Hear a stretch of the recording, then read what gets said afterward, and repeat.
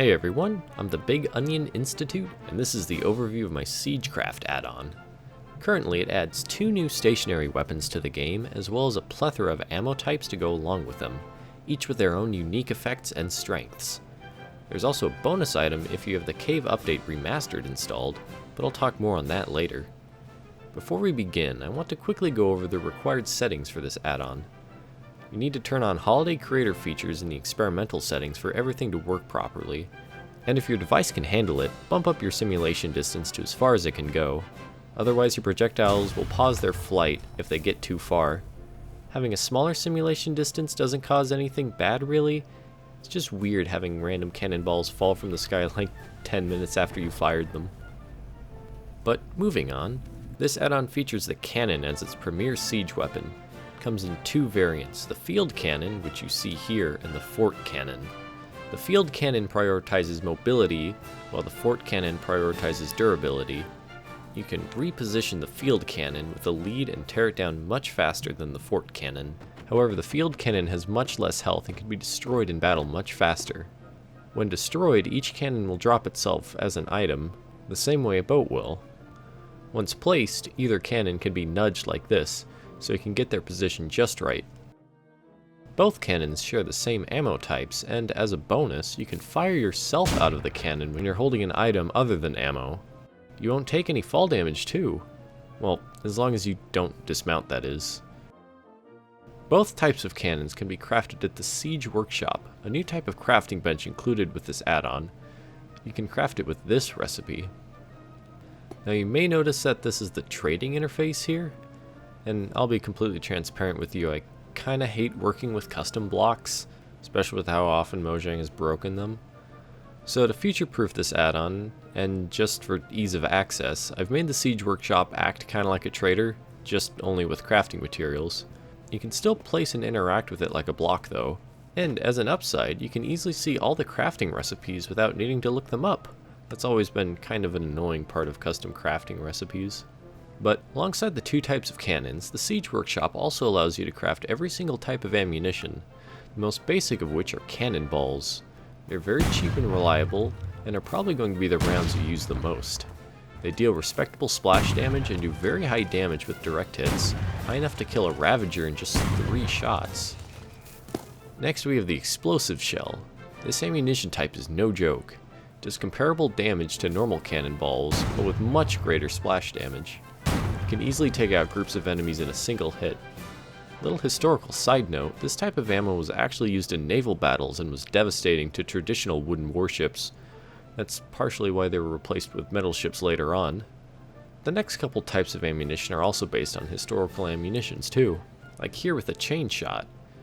This is a relatively cheap type of ammunition to produce and is very easy to hit with. It is literally 2 cannonballs attached to each other by a chain and will spin wildly, giving it a much greater chance to hit. It's not the most damaging shot in the game, but it is effective against hard to hit targets. Chain shot isn't the only ammunition good at hitting fast targets, however. Another option is the canister shot. It turns the cannon into essentially a giant shotgun and fires dozens of pellets all at the same time. Each one only does a little bit of damage by itself, but it can deal massive damage close up. The last historically based shot we have is the heated shot. It's essentially just a really hot cannonball designed to set things on fire. You can add this one to your arsenal to spice things up. The next couple types of ammunition are completely fictional, but are pretty fun nonetheless. This next one is the rocket shot. It's another type of explosive round that has the added benefit of detonating when in proximity of an enemy.